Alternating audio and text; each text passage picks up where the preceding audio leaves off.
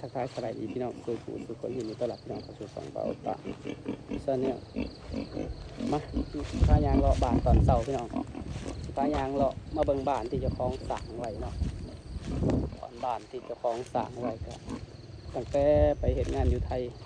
แต่หลายฟ้าหนาฝนแล้วก็สร้างยังบ่แล้วสร้างบ้านยังบ่แล้วแต่สมัยซุมื้อนี้ทางบ้านนอกบ้านหน้าเฮานี่กำลังฮิตแถวชนบทบ้านเฮากำลังฮิตกันสร้างบ้านเกี่ยวกับงานปูนตอนนี้เนาะสร้างหลายนั่นก็แม่นเฉพาะอยู่ทั้งหมู่บ้านก็หลายหลังพี่น้องเอ้ยเป็นสไตล์โมเดิร์นตอนนี้โมเดิร์นกำลังดังในประเทศลาวแล้วก็เขตชนบทกำลังโด่งดังตรงโมเดิร์นสไตล์โมเดิร์นมื้อนี้ก็เบาตากะสิได้มาเลาะเบิ่งเงินหลังหนึงที่เบาตาได้เริ่มต้นสร้างแต่ก็หลายปีแล้วสร้างไปแล้วบัดทีนี้ก็เลยบ่ได้สร้างต่อก็เลยเซ็งให้เอื้อยพี่น้องเมียเนาะสาเหตุการเซ็งก็คือเบาตานี่อยากโยกย้ายไปอยู่อีกแขวงหนึ่งเนาะก็เลยกะว่าบ่ได้อยู่แขวงนี้ก็เลยเซ็งไปเดี๋ยวเบาตาสิพาไปเลาะเบิ่งว่าบ้านที่เบาตาสร้างขึ้นมามันเป็นทรงหยังกันแน่ไปเบิ่งนำกัน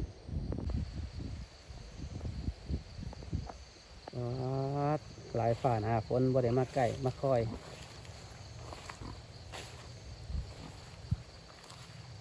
ได้โอกาสแล้วก็บ่ตะกสิมาทายให้เบิ้งให้พี่น้องได้รับเบิ้งรับชมกันเนาะว่าทรงบ้านของบ่ตะมันจะเป็นทรงแบบใดทรงนี่บ่ตะคิดคนขึ้นมาเองเลยพี่น้องบ่ตะกับเบิ้งในช่อง YouTube หลายครั้งหลายข้าวก็จะได้สร้างขึ้นมาเนาะส่วนทั้งพุ่นก็เป็นรีสอร์ทของป่าบ่แม่นรีสอร์ทเป็นหลังคาที่ว่าเฮ็ดสำหรับกินย่ำเทศกาลสงกรานต์เนาะอันนี้หลังนี้บ่ตะได้สร้างขึ้นตอนเบาตาสั่งมาทางประเทศไทยสั่งเห็ดบ่หูว่าเบาตาบอกคิดว่ามันสิใหญ่ปานนี้เด้ใหญ่แห้งบาดหลังเดี๋ยวเลาะหลอบก่อนเนาะยังขึ้นเบิ่งเพิ่นก่อน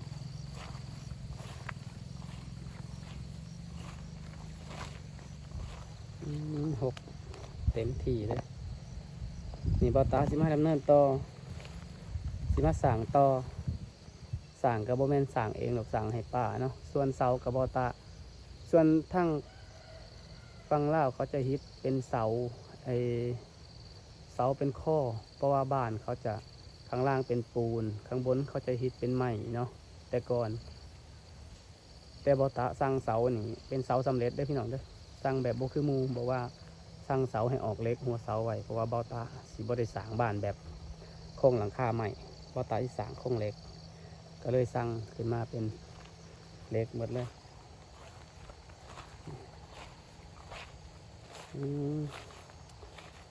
ระยะห้องนี่4 เมตรแต่ละห้องนอนบอตาสั่ง4 เมตรคูณ4 เมตรแต่ล็อกทั้งหนาบอตาสั่ง3 เมตรออกไปอีก2 เมตร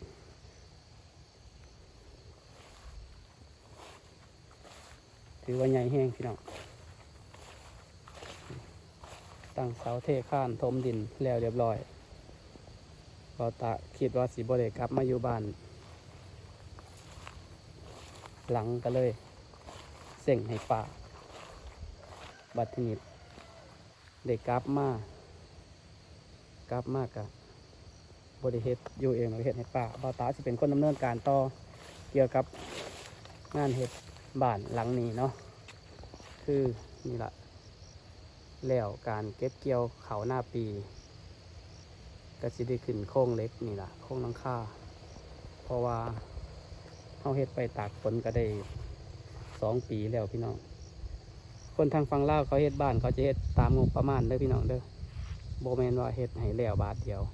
เฮ็ดนำงบประมาณใดชั้นใดก็ต่อไปเรื่อยๆถ้าลังเทียกับบ่ได้ก็อาศัยเงินขายเขาเลยพี่น้อง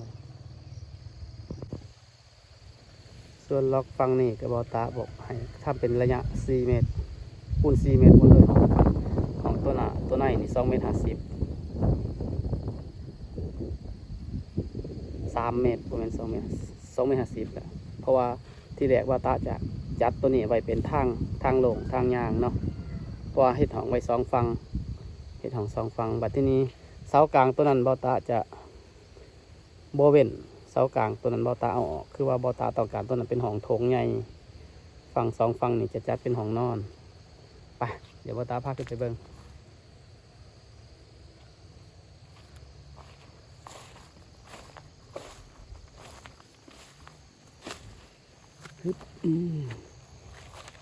ที่รอขึ้นเต็มเลย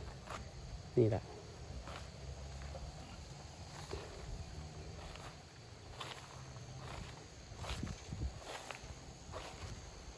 นี่บริเวณตัวนี้เนาะตั้งแต่เสาตัวนี้วนไปจนหอดเสานั่นจนหอดเสานี่แหละนี่บ่ตาจะจัดเป็นห้องโถงทั้งหมดเลย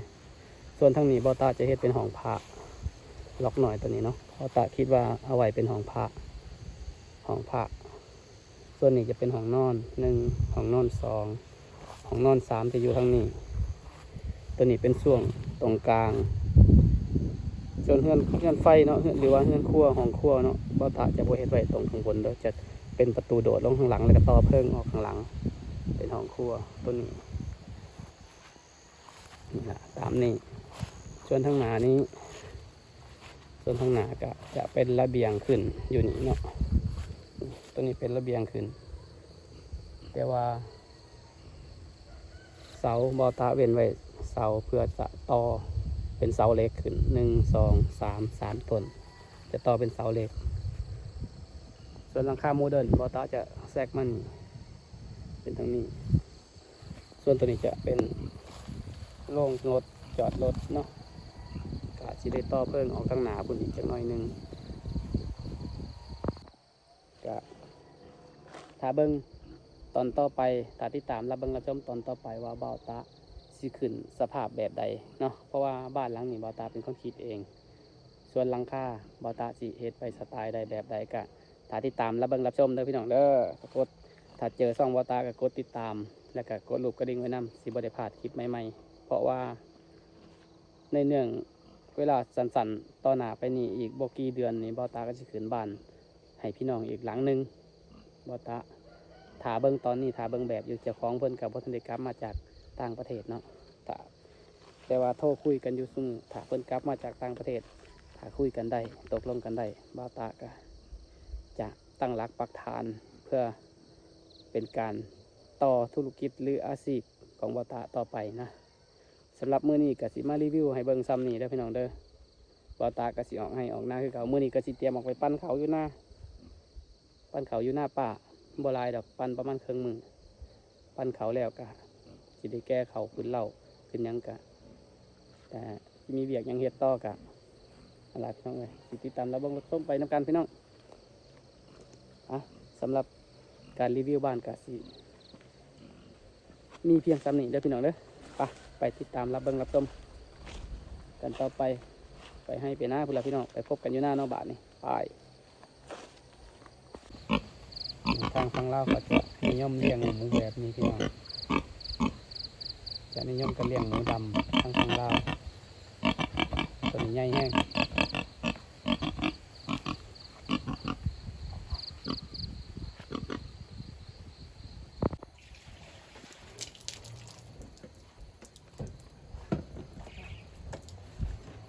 เฮ็ดยังกิน2แม่ลูกนี่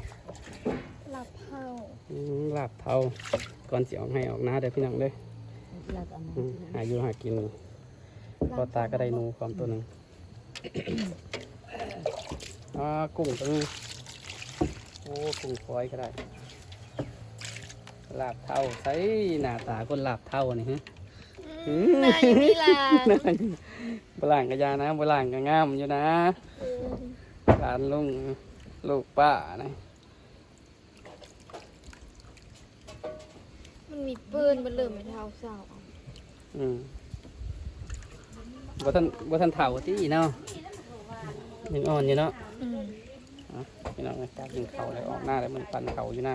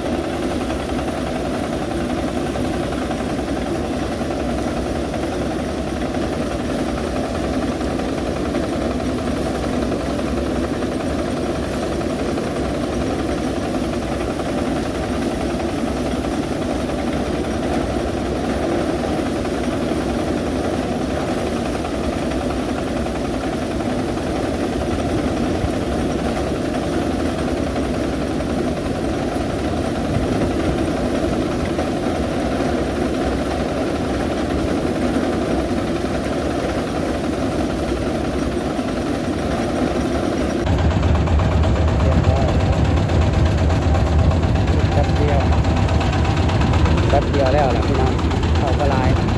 พอปั่นเข้าดอแค่เข้าดอได้หมดเลย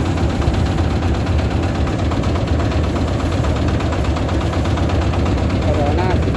ให้สามหกเก้าสองสี่สี่สอง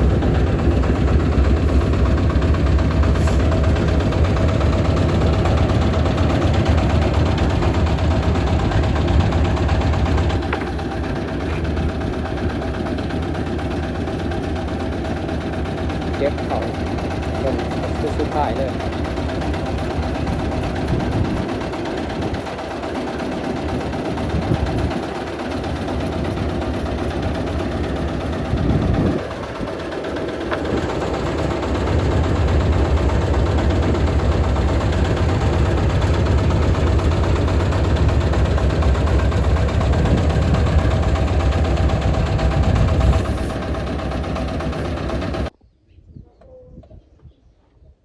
สำหรับคลิปนี้ก็จบภารกิจแล้วพี่น้องเลยเขาทั้งหมดเมื่อนี้ได้ปั้นได้14 กระสอบแล้วก็ทางเงินเครื่องปั้นเพิ่นเอาไป1 กระสอบก็เหลือ13สอบสำหรับภารกิจในการปั้นเขามื่อนี้ก็เป็นจบเป็นอันเรียบร้อยแล้วพี่น้องเด้อฝากติดตามรับเบิ่งรับชมคลิปต่อไปนะพี่น้องสำหรับคลิปนี้ก็ปิดคลิปซ้ำนี้พี่น้อง